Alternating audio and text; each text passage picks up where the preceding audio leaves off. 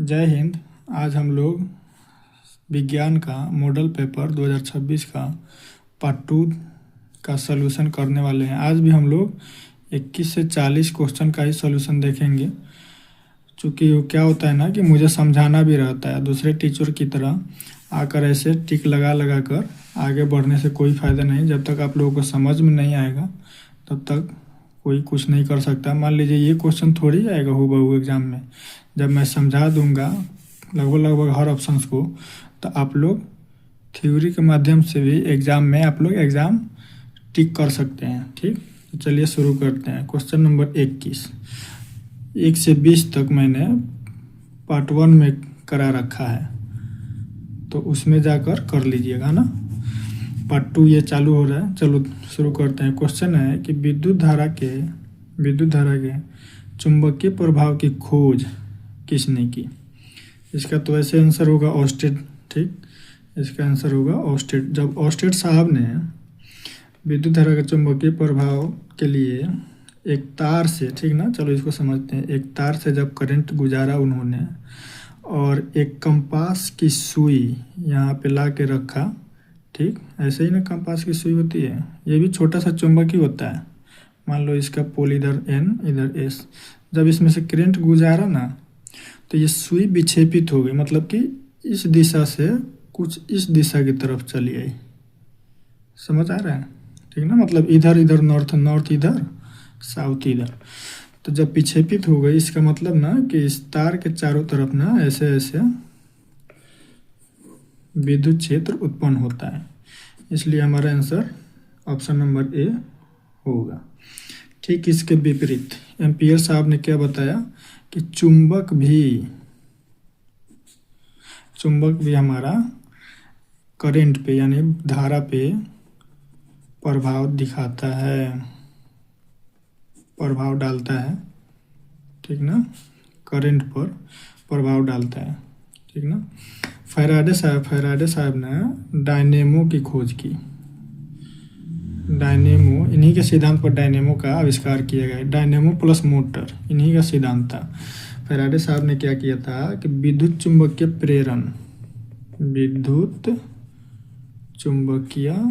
प्रेरण, इंग्लिश में electromagnetic impulse कहते हैं, जिससे की खोज की, जिससे डायनेमो और मोटर का आविष्कार किया गया इन्हीं के सिद्धांत पर, फैराडे साहब के सिद्धांत पर। बोर ऑप्शन दे रहा है, तो बोर साहब परमाणु संरचना से संबंधित है, परमाणु संरचना। ठीक, इसका आंसर हो जाएगा 21 का ऑस्टेड साहब। चलिए next question number 22। Question number 22 कह रहा है कि चुंबकीय बल रेखा की प्रकृति कैसी होती है। चलिए बहुत बढ़िया। चलो ऑप्शन पे आने से पहले समझ लो। पहले मान लो ये छड़ चुंबक है। छड़ चुंबक मार्केट में मिलता है, एक पोल नॉर्थ और एक पोल साउथ, यानी उत्तरी ध्रुव इधर और दक्षिणी ध्रुव इधर। तो चुंबकीय क्षेत्र रेखाएं, बल रेखाएं जब निकलती है ना, चुंबकीय रेखा, तो नॉर्थ साइड से निकलेंगी और साउथ में जाके घुस जाएंगी ऐसे, फिर नॉर्थ से निकल के साउथ में घुस जाएंगी। वैसे ही इधर से भी नॉर्थ से निकल के साउथ में एंटर कर जाएंगी। ठीक ना, ऐसे निकल के ऐसे। समझ में आ रहा है? ये इधर से जाके साउथ में, चुंबक के बाहर नॉर्थ से साउथ, और चुंबक के अंदर जब आएगी तो साउथ से नॉर्थ इधर आके मिल जाएगी। ठीक, ऐसे ऐसे, इधर से इधर। दो क्वेश्चन यहाँ बनेंगे, थ्योरी समझ लो। अगर कह दे कि चुंबकीय बल रेखा की प्रकृति कैसी होती है, तो ये काल्पनिक रेखा है ना, या एक, इसका आंसर हो जाएगा हमारा ए, काल्पनिक रेखा। ठीक, काल्पनिक रेखा ये ना, ऐसे काल्पनिक रेखा इसलिए कहते हैं कि क्योंकि इसको हम देख नहीं सकते हैं, इसको ऐसे ही एज्यूम कर लिया जाता है कि ऐसे निकलता है। लेकिन ये साबित भी होता है, जब एक पेपर पे लोहे का बुरादा रख के चुंबक को रखोगे तो ऐसे ही लोहे का बुरादा इकट्ठा हो जाता है। ठीक ना। अब यहीं पे क्वेश्चन, चलो एक और क्वेश्चन बताओ कि चुंबक के अंदर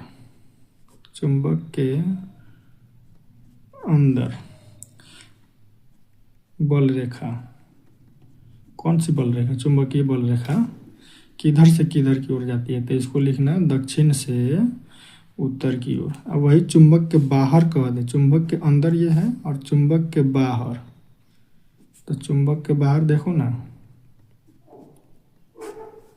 उत्तर से दक्षिण, इसमें होगा दक्षिण से उत्तर, इसमें होगा उत्तर से दक्षिण। इसको कभी मत भूलना, ये चुंबक के बाहर कह रहा है और ये चुंबक के अंदर कह रहा है, इतना याद रखना। चुंबक के अंदर दक्षिण से उत्तर और चुंबक के बाहर उत्तर से दक्षिण, ठीक, इतना समझ आएगा। तो ये काल्पनिक रेखाएं होती है। चलो क्वेश्चन नंबर 23।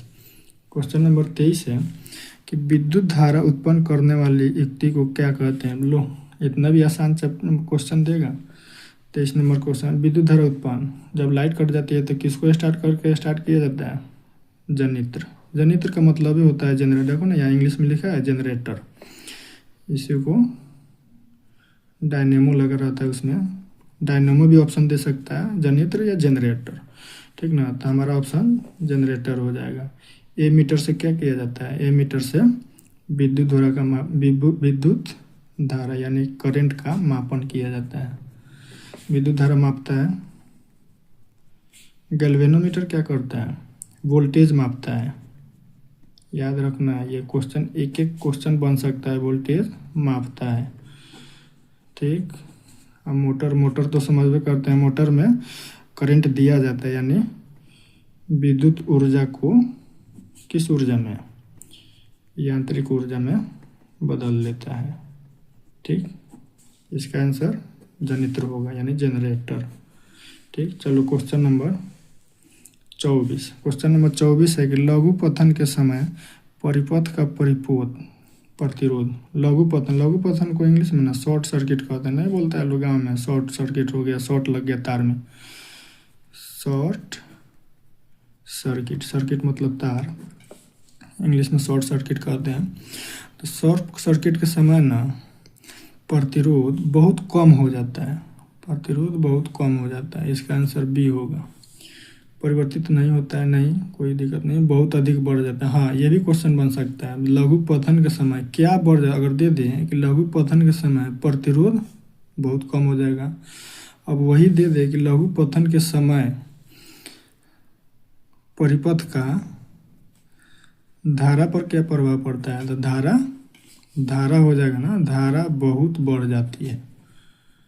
देखना ना, जब शॉर्ट सर्किट होगा तो आपका पीला वाला बल्ब होगा जो 100 वाट वाला, वो बहुत स्पीड से बहुत उजाला में जलेगा, तो धारा का मान बहुत बढ़ जाती है, ठीक।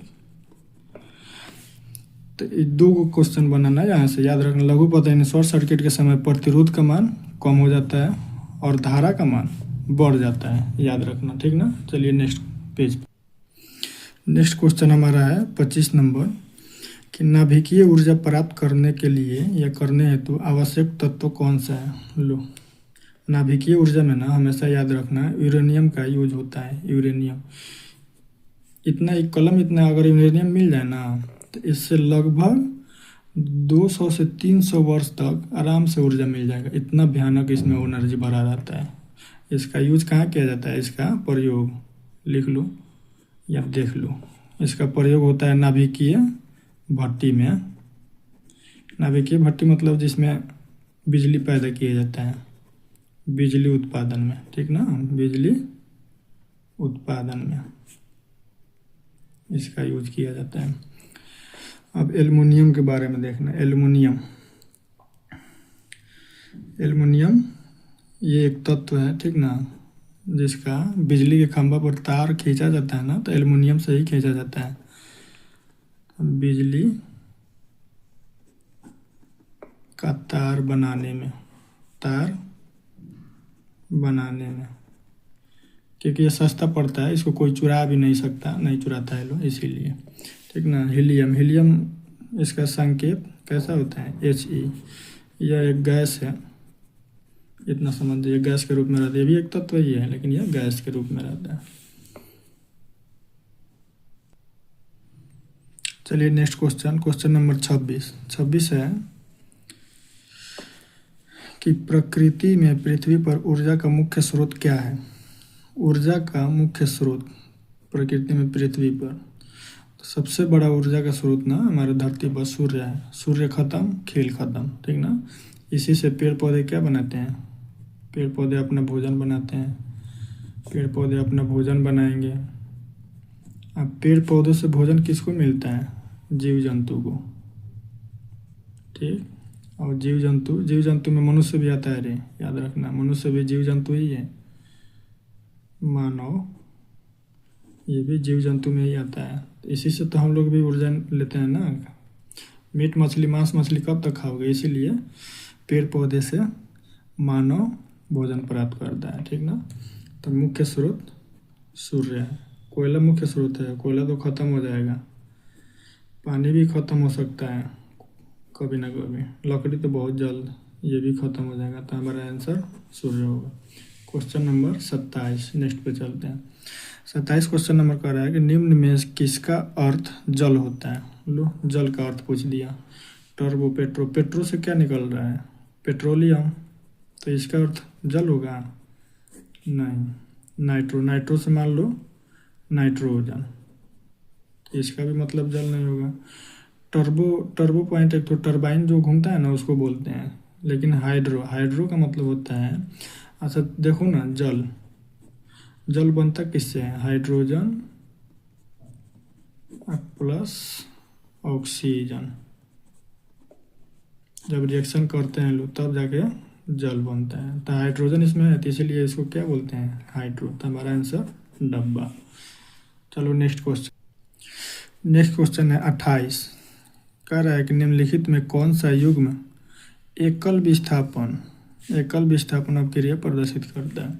इसको समझने से पहले ना, ये आपके किताब में दिया हुआ है अभिक्रियाशीलता श्रेणी, रिएक्टिविटी सीरीज, इसको याद करना। ये संकेत है तत्वों का। Potassium, sodium, calcium, magnesium, aluminium, zinc, iron, सीसा, हाइड्रोजन, कॉपर, इसका मतलब Ag चांदी, Au सोना। अब एक बात समझिएगा, जो ऊपर है, मान लो एल्युमिनियम और सोडियम में कौन किसको लतिया के हटा सकता है? एल्युमिनियम सोडियम को हटा सकता है? नहीं, क्योंकि ये सबसे ज़्यादा रिएक्टिव है, ये इसको मारकर हटा सकता है। अपने से नीचे वाले को हर कोई हटा सकता है, जैसे एल्युमिनियम जिंक को हटाएगा, जिंक आयरन को, इसीलिए तो इसमें यही है। ऐसे तो इसका आंसर ये होगा, है ना, AgNO3। देखो इसको हम यहाँ दिखाते हैं, डी नंबर ऑप्शन को, AgNO3 दे रहा है कॉपर धातु, प्लस कॉपर को Cu लिखते हैं। तो इसका रिएक्शन जब होगा ना, तो ये बनाएगा CuNO3 का होल ट्वाइस प्लस Ag, है ना, Ag बाहर निकल जाएगा। तो ये देखो, कॉपर जो है ना, चांदी को लतिया के हटा के NO3 के साथ बैठ जाएगा। क्यों? क्योंकि कॉपर से कम रिएक्टिव चांदी है, तो कॉपर चांदी को तो हटा ही सकता है ना। तो इसीलिए इस रिएक्टिविटी सीरीज को याद करना है। कब दिया? 1 2 3 4 5 6 7 8 9 10 11 को दिया है। इसको याद कर लेना, इसको पोटेशियम, सोडियम, कैल्शियम, मैग्नीशियम 4 लेके एक बार याद करना ना, ऐसे तो याद हो जाएगा। तो इसका आंसर होगा ये। अब बताओ, मैग्नीशियम और कॉपर Cu है, अब बीच में प्लस है, तो कॉपर मैग्नीशियम को हटाएगा? नहीं। कॉपर मैग्नीशियम को कैसे हटाएगा? मैग्नीशियम कॉपर को हटा सकते हैं। उसी तरह NaCl प्लस कॉपर यानी Cu है, तो Cu यानी कॉपर सोडियम को हटाएगा? देखो ना, कॉपर यहाँ है, सोडियम यहाँ है, तो नहीं हटा सकता है, तो ये भी नहीं हो जाएगा। एकल विस्थापन का मतलब एक आदमी को लतिया के हटा देना। फिर उसी तरह FeSO4 में सिल्वर धातु है Ag, तो लोहा और चांदी लोहा को हटा सकता है? चांदी यहाँ है और लोहा यहाँ है, चांदी लोहा को नहीं हटाएगा, लेकिन लोहा चांदी को हटा सकता है, लेकिन इसमें चांदी नहीं हटा सकता, तो ये भी विस्थापित नहीं कर पाएगा। इसलिए हमारा आंसर डी होगा। चलो क्वेश्चन नंबर 29 है कि साग सब्जियों का विघटित होकर कंपोस्ट बनना किस अभिक्रिया का उदाहरण है? लो चलो एक एग्जांपल से समझो। मान लो कहीं कचरा में एकदम साग सब्जी खूब फेंकते हो, यहाँ पे खूब ढेर लग गया, ठीक, तो 5 दिन 10 दिन के बाद जब इसको हटाओगे ना ऐसे, तो लगेगा ना कि इसमें से गर्मी निकलेगा, है ना, आग के गर्मी की तरह एकदम हीट निकलता है, बहुत गर्म लगता है। तो इसीलिए जब गर्मी निकलता है तो इसका मतलब क्या, उष्मा निकलता है कि सूखता है? तो उष्मा निकल रहा है ना, तो इसीलिए उष्मा छेपी होगा। उष्मा जहाँ भी निकलेगा वहाँ उष्मा छेपी। तो उसमें 6p होता है। शाक सब्जियों का विघटित होकर कंपोस्ट बनना किस अपक्रिया का उदाहरण है? कौन सी अपक्रिया है? उसमें 6p अपक्रिया, क्योंकि इसमें ऊष्मा निकलता है। ऊष्मा शोषी में क्या होता है? ऊष्मा सोख लेता है। ठीक, याद रखना। प्रतिस्थापन, प्रतिस्थापन मतलब रिप्लेसमेंट या डिस्प्लेसमेंट, है ना। देखो ना, विस्थापन या प्रतिस्थापन बात एक ही है ना। यहाँ दिया है ना 28 नंबर में, विस्थापन और प्रतिस्थापन। इसको इंग्लिश में रिप्लेसमेंट और इसको डिस्प्लेसमेंट कहते हैं ना। तो बात एक ही हुआ। प्रतिस्थापित कौन करेगा किसको? तो ये प्रतिस्थापन यानी विस्थापन अपक्रिया। विस्थापन नहीं होगा, उसमें शोषी नहीं होगा, उसमें 6p होगा। हमारा आंसर बी। क्वेश्चन नंबर 30 कह रहा है कि निम्न में से कौन ऑक्सीकरण की क्रिया नहीं है? ऑक्सीकरण, चलो समझाते हैं। ऑक्सीकरण का मतलब क्या होता है? ऑक्सीकरण का मतलब होता है कि जिसमें ऑक्सीजन का जुड़ाव हो, ऑक्सीजन जुड़े और जस्ट इसका उल्टा हाइड्रोजन क्या हो, हाइड्रोजन हटे। तो इसी को याद रखना, जहाँ ऑक्सीजन जुड़े उसको ऑक्सीकरण, है ना। तो ऑक्सीकरण। अब बताओ दहन में, लेकिन कर रहा है नहीं है, तो इसमें तो दहन करने के लिए कोई भी चीज़ जलेगा, जैसे कार्बन यानी कोक, कोयला को जलाओगे तो ऑक्सीजन की उपस्थिति में तब ना CO2 होगा। ठीक, भोजन का पचना ये भी ऑक्सीजन की उपस्थिति में पचता है। श्वसन, इसमें तो मेन हम लोग ऑक्सीजन ही लेते हैं। लेकिन अवक्षेपण, अवक्षेपण होगा? नहीं होगा। अवक्षेपण का मतलब होता है ना, अवक्षेपण अब गिरे पड़े हो ना, अवक्षेपण का मतलब अवक्षेप बनना। अवक्षेप मतलब बेकार पदार्थ, बेकार पदार्थ जो बनता है ना उसी को अवक्षेप कहते हैं। ठीक ना। तो अवक्षेपण में ऑक्सीजन नहीं जुड़ता है, ये ऐसे ही बन जाता है नॉर्मली। तो हमारा आंसर डी। चलो क्वेश्चन नंबर 31। क्वेश्चन नंबर 31 कह रहा है कि ग्लूकोज का रासायनिक सूत्र निम्नलिखित में कौन है? लो, ग्लूकोज का रासायनिक सूत्र पूछ रहा है। चलो ये है ऑप्शन एप्पल। इसको कहते हैं ना एथेनॉल, C2H5OH को एथेनॉल। इसी को शराब भी कहते हैं ना। शराब का फॉर्मूला यही होता है, याद रखना। अब ये है C6H6O6, ये कार्बोक्सिलिक एसिड यानी कार्बोक्सिलिक एसिड यानी अम्ल। ये विटामिन C का एक रूप है ना। तो इसको नहीं याद करना है। लेकिन ग्लूकोज का रासायनिक सूत्र C6H12O6, यही ग्लूकोज का रासायनिक सूत्र है। हमारा आंसर सी हो जाएगा। C6H6 ये किसका रासायनिक सूत्र है? ये है बेंजीन का। याद रखना, जरूरी नहीं कि यही क्वेश्चन और यही ऑप्शन मिले, इसीलिए मैं चारों ऑप्शन लगभग जिसका बताने वाला है बता दे रहा हूँ। इसको तो याद कर लेना, इसको याद कर लेना, इसको याद कर लेना, लेकिन इसको छोड़ देना। यहीं पे याद कर लेना चीनी। चीनी का भी तो रासायनिक सूत्र पूछ सकता है। तो चीनी का क्या होता है? C12H22O11। इसको याद कर लेना, याद रखना। चलो next question, question number 32। Question number 32 कह रहा है कि निम्नलिखित में से कौन समीकरण संतुलित नहीं है? कौन सा समीकरण ऐसा है जो संतुलित ही नहीं है? चलो देखते हैं। हीट एंड ट्रायल मेथड से चेक करते हैं। हीट एंड ट्रायल मेथड कहता है कि जितना हाइड्रोजन का परमाणु इस साइड लेफ्ट में, उतना हाइड्रोजन का परमाणु राइट साइड भी होना चाहिए। जितना है ऑक्सीजन का परमाणु लेफ्ट साइड, उतना ही ऑक्सीजन का परमाणु राइट साइड में। तीर के लेफ्ट, तीर के राइट, यानी अभिकारक और उत्पाद में सेम संख्या होना चाहिए। तो देखो यहाँ हाइड्रोजन 2 और 2 दूना 4, तो यहाँ 2 2 दूना 4, 4 को हाइड्रोजन है। ठीक है, ऑक्सीजन को चेक करो। ऑक्सीजन यहाँ 2 है, लेकिन यहाँ 2 लिखने से नहीं होता है। यहाँ अगर 2 लिख देना ये सबके लिए आएगा, तो इसलिए ऑक्सीजन भी 2 से गुना होगा तो 2 ऑक्सीजन हो जाएगा, यानी ये मेरा संतुलित है। फिर इसको देखो 2KCl, 2KCl और तीर के इधर 2KCl। ठीक है, O3 और 2 त्रिका 6, 2 तिया 6, तो O3 जो है ना 3 दूना 6, ये भी समीकरण संतुलित है। क्योंकि 2 तिया 6 ऑक्सीजन यहाँ पे और 3 दूना 6 ऑक्सीजन यहाँ पे, या ये पूरा में KCl में गुना हुआ है 2 से, तो KCl 2 है, ये भी संतुलित है। अब इसको चेक करते हैं। H2 हाइड्रोजन कितना है? 2, यहाँ हाइड्रोजन 2। ठीक, क्लोरीन 2, तो क्लोरीन 2, ये भी संतुलित है। इसका मतलब पक्का हमारा आंसर यही होने वाला है। देखो कैसे, पी यानी शीशा इधर कितना है, शीशा इधर PbNO3 का होल ट्वाइस है ना, तो ये इसके लिए गुना होगा ना इसमें, जो इतना जैसे ऑक्सीजन 3 दूना 6 है ना, तो ऑक्सीजन से ही चेक कर लो, ऑक्सीजन इधर भी 6 होना चाहिए, ऑक्सीजन 2 2 4 1 5, देखो गलत हो गया ना, यानी यही मेरा संतुलित नहीं है, तो हमारा आंसर डी। ऐसे ही चेक करना बाबू एग्जाम में, ये इसलिए बता रहे हैं ना कि आपका बेसिक भी क्लियर हो जाए और क्वेश्चन आए तो छूटे भी नहीं। चलो क्वेश्चन नंबर 33 कह रहा है कि कोई विलयन लाल लिटमस को नीला कर देता है, इस पर ध्यान देना, तो उसका pH संभवतः क्या होगा। ठीक, लाल को नीला और नीला को लाल, अब ये कौन करता है, तो जो होता है ना, यहीं पे एक और ट्रिक सीख लो। अनिल नाम का लड़का है, वो अपने घर में आटा को छलनी से छान रहा है ना, आटा को छलनी से चाला जाता है ना, ऐसे ऐसे करके, तो उसको छलनी से चाल रहा है।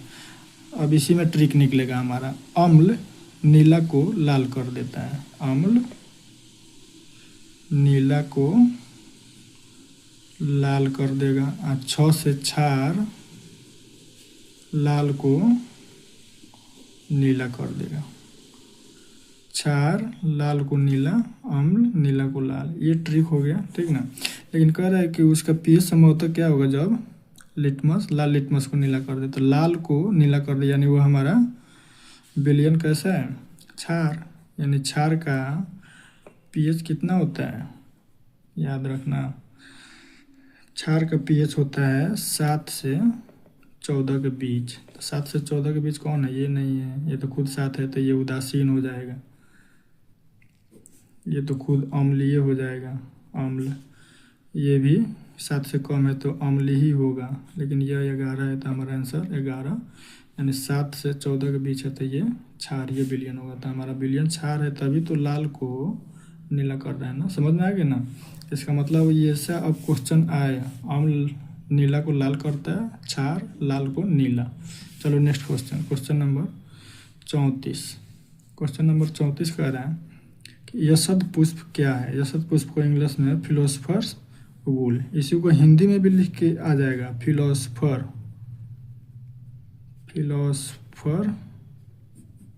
वूल, इसी का हिंदी लिखा आ जाएगा, तो इसको याद ही कर लेना है, याद रखना है, याद कर लेना है, कर लो।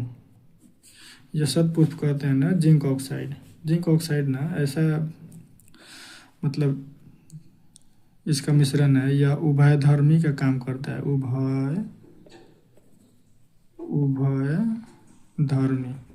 उभयधर्मी का मतलब ना जिसमें अम्ल और क्षार दोनों का गुण हो जाए, है ना, तो ये अम्लीय भी होता है और क्षारीय, यानी अम्ल का भी प्रभाव दर्शाता है और क्षार का, इसलिए ये उभयधर्मी, और इसी को यशद पुष्प कहते हैं, तो हमारा आंसर सी हो जाएगा। चलो question number next, question number 35 बोल रहा है कि निम्नलिखित में से कौन गैस चूने के पानी को दूधिया कर देता है, चूने के पानी को दूधिया कर देता है। देखो चूने के पानी को ना दूधिया करने के लिए CO2 गैस काफ़ी होता है। CO2 गैस जब चूना, मान लो जो चूना को CaCO3 कैल्शियम कार्बोनेट ही तो होता है ना चूना, इसमें जब जल डालते हो तो इसमें से निकलता है Ca, कैसे होगा, ये होगा CaO+H2O, जल निकल जाएगा और कार्बन डाइऑक्साइड बनेगा, और यही कार्बन डाइऑक्साइड के चलते ना, देखो ना, चूना घोलना एक नाद में, मतलब किसी बर्तन में चूने का पानी, और पानी जो छोड़ेगा ना, इसमें कार्बन डाइऑक्साइड बनता है, और इसी कारण पानी क्या हो जाता है, दूधिया हो जाता है। दूधिया मतलब दूध के जैसा, है ना। ठीक,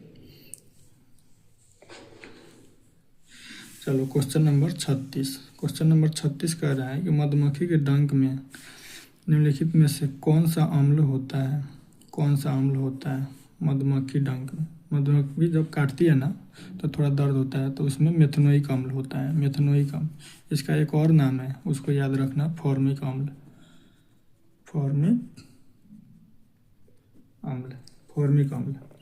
फॉर्मिक अम्ल का सूत्र होता है HCOOH, HCOOH। इसी को आप सरिया के लिख लो, कार्बन बाहर कर दो, H कितना है 2 गो, ऑक्सीजन कितना है 2 गो, CH2O2। इसका रासायनिक सूत्र है, याद रखना। सिट्रिक अम्ल खट्टे फलों में पाया जाता है, याद रखना। सब लिखवाने से फ़ायदा हो आपको, इसीलिए मैं लिखवा रहा हूँ, खट्टे फलों में, ठीक। एथेनोइक अम्ल, ऑक्जेलिक अम्ल किस में पाया जाता है, टमाटर में, ठीक। चलो क्वेश्चन नंबर 37 कह रहा है कि प्लास्टर ऑफ पेरिस का रासायनिक सूत्र क्या है। प्लास्टर ऑफ पेरिस का रासायनिक सूत्र होता है CaSO4 इंटू हाफ H2O। देखो ना, इसी को बोलते हैं कैल्शियम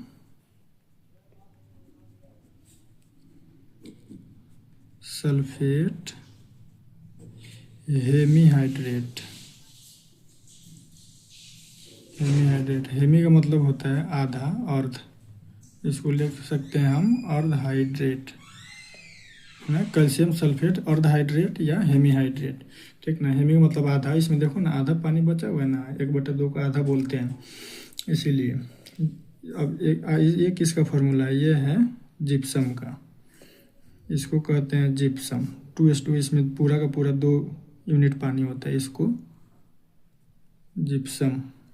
जिप्सम बोला जाता है। इसी को जब 373 केल्विन या 100 डिग्री सी पे गर्म करते हैं, गर्म करने पे इसी का निर्माण होता है, तब कैल्शियम सल्फेट हेमीहाइड्रेट यानी प्लास्टर ऑफ पेरिस बनता है ना। जिप्सम को 373 या 100 डिग्री, ये क्वेश्चन पूछता है कि जिप्सम को कितना डिग्री सेल्सियस पे गर्म करने पे प्लास्टर ऑफ पेरिस बनता है, तो 100 डिग्री सी या 373 केल्विन पे, है ना।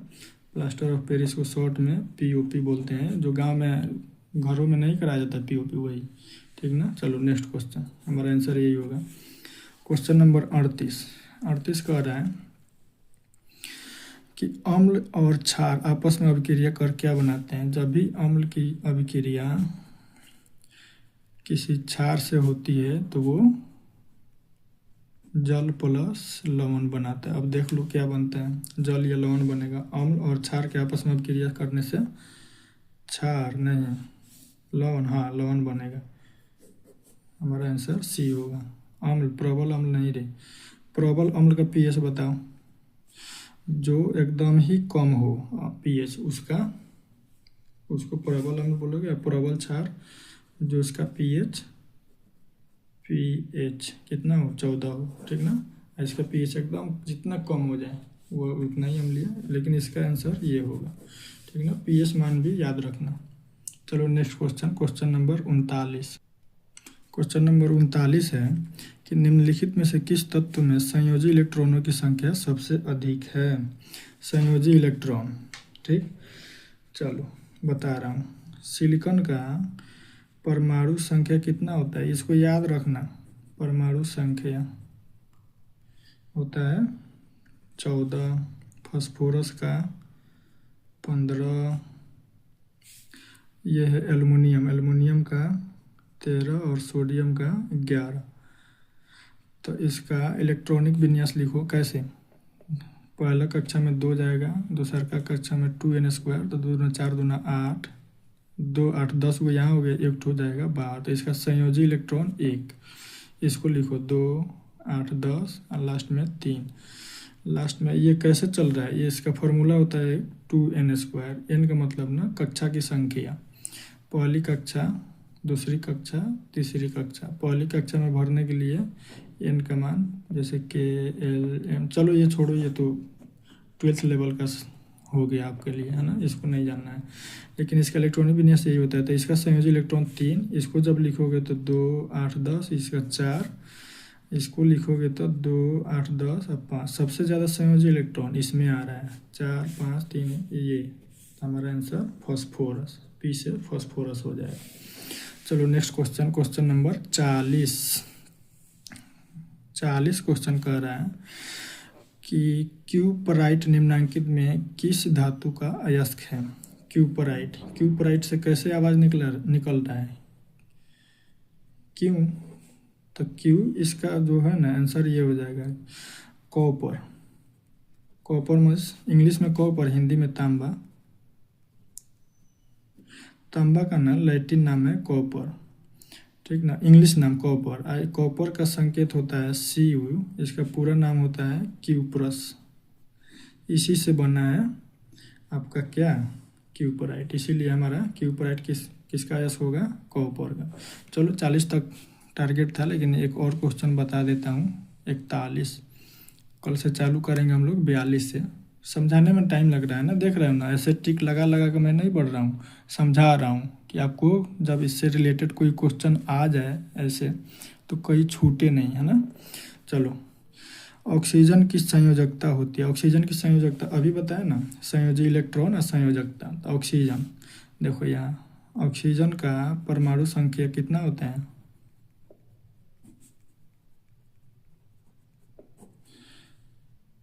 ऑक्सीजन का परमाणु संख्या होता है 8।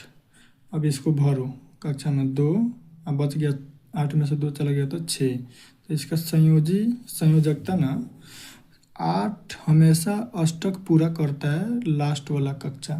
तो 8 से कितना कम है, 8 से घटा के देखो 2, यानी इसकी संयोजकता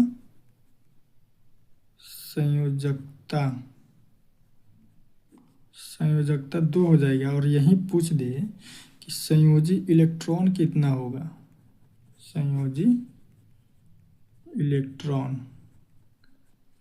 तो इलेक्ट्रॉन जो बाहर कक्षा में जितना होगा उतना ही होगा, यानी संयोजी इलेक्ट्रॉन 6, लेकिन संयोजकता पूछेगा तो 2। क्यों, क्योंकि बाहर के कक्षा में हमेशा अष्टक यानी 8 परमाणु संख्या पूरा करेगा ही करेगा। तो 8 से कितना कम है, 2। अगर यही 5 रहता है तो 5 से कितना कम है, 8 से 5 3, यानी इसकी संयोजकता 3।